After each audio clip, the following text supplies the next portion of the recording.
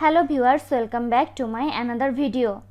Many iOS users have reported recently that their iPhone unable to check for iOS update, taking long time for downloading process, reaching the server failed and stuck on the update screen motionless.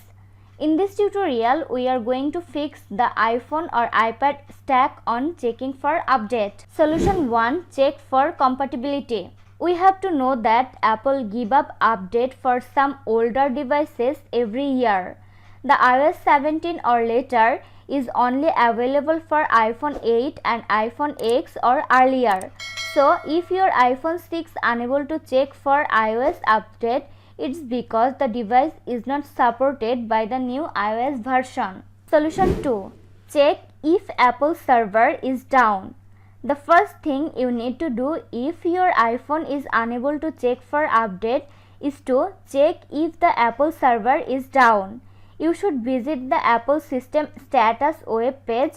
If the server status is yellow, that means there are some issues with the server and that's why the update is not showing up.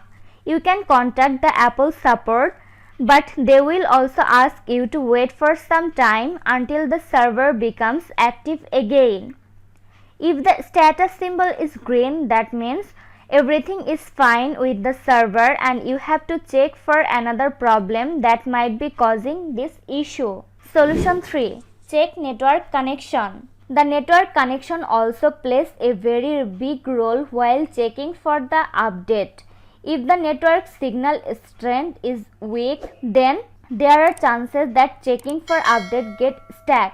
So check the Wi-Fi connection and also plug in the charger. Disconnect the Wi-Fi and reconnect it after a few seconds and see if the problem is resolved. Solution 4. Force restart your iPhone.